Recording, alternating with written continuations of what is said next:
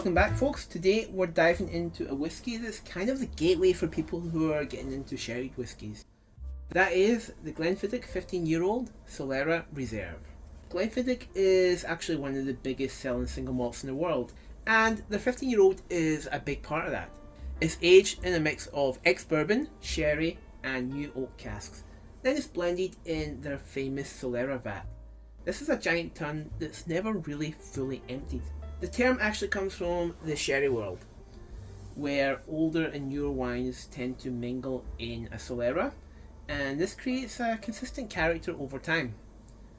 It means that you're just mixing the old wines and new wines together, and because that's happening, you're getting a constant character that's coming through in all of your sherries.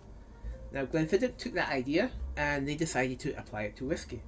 It's a pretty cool concept overall, and it's not really something that you see often in Scotch, but marketing aside, what actually ends up in this glass? Does it give a big sherry profile like you might expect, or is it more of a sort of mellow, generally pleasant, not too strong in one direction type of whiskey?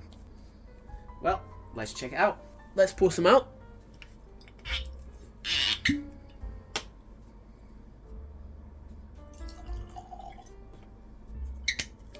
So yeah, Glenfiddich are actually kind of unique for the bottles they have.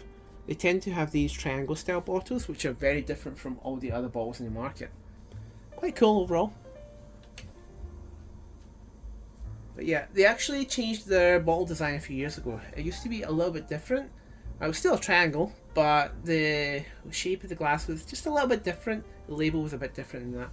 But yeah, they updated the design, and honestly, the new design is pretty nice. Right, anyway, let's get back to the whiskey. So, in the glass, if we look here, look carefully here.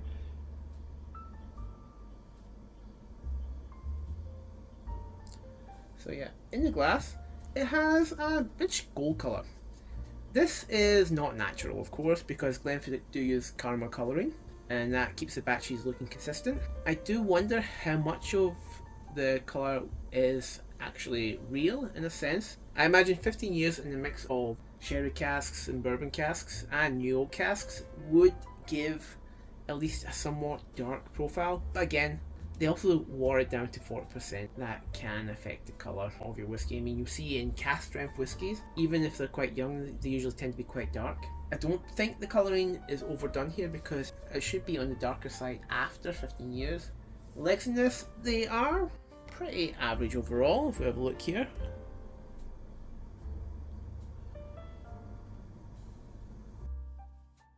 They cling to the glass decently.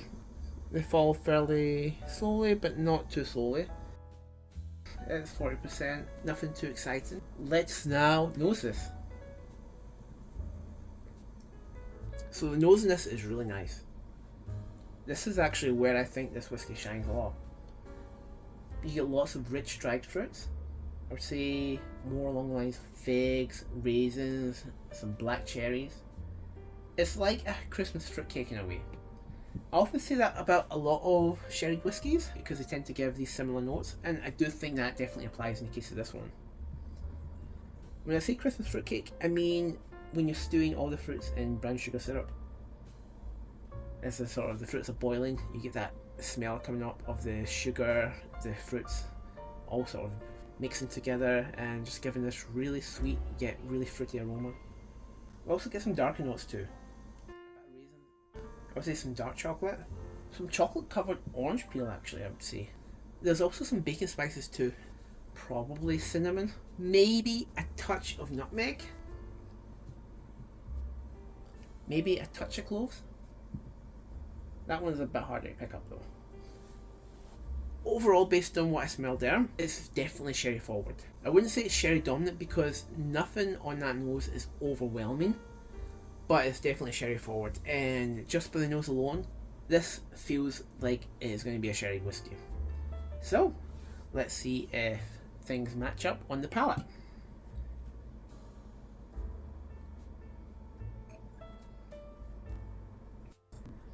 What you don't get are those strong sherry notes. I was expecting a dessert in a glass based on the nose, but the palate is lighter. It is much lighter than you think. Up front, you're getting some classic Speyside fruit. think apples and pears, but there's also some raisins and spices there too. They're just sort of sneaking back in, and they're very subdued. They're nothing like they are on the nose, nothing like the nose at all. There is some chocolate. I wouldn't say that it is dark chocolate though. I would say it's more along the lines of milk chocolate. It's softer and even just a little bit creamy. I'm guessing that creaminess might be coming from the malt. It's nice, but I would say it's a little bit thin. You can really feel that this is 40% ABV.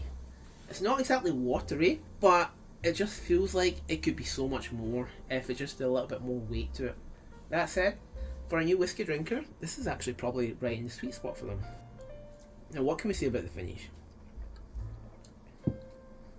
Yeah, I would say the finish is more along the lines of medium length. It's not too short, it's not too long. It's a bit fruity. There's apples and raisins, and then there's this really nice vanilla ice cream vibe it's got going through it. Slightly creamy, smooth, and just pleasant. Very gentle actually. It is a really good mainstream whiskey. It's one of the biggest brands in the world, and honestly, it does live up to its reputation pretty well. There's nothing bad that I can say about this really, other than that it's a bit thin, but it is 40%. It is made for just a casual drinker. That is actually one of the selling points of this. It is very accessible, and it is really good to give this to anyone who wants to try whiskey for the first time.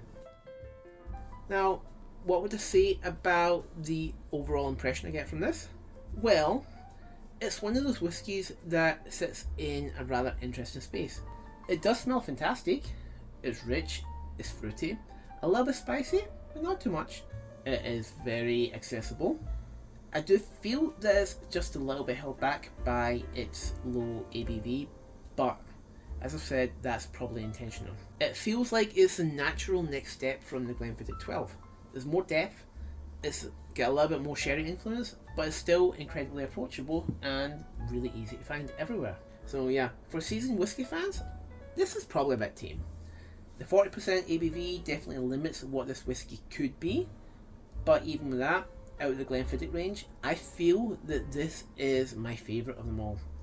I like it way more than the 12, I like it way more than the 18, I like it more than the 21. This might sound crazy to some people, but I like this one a lot more than the Glenfiddich 30. It's subtle, but satisfying. And that's a wrap for this one, folks.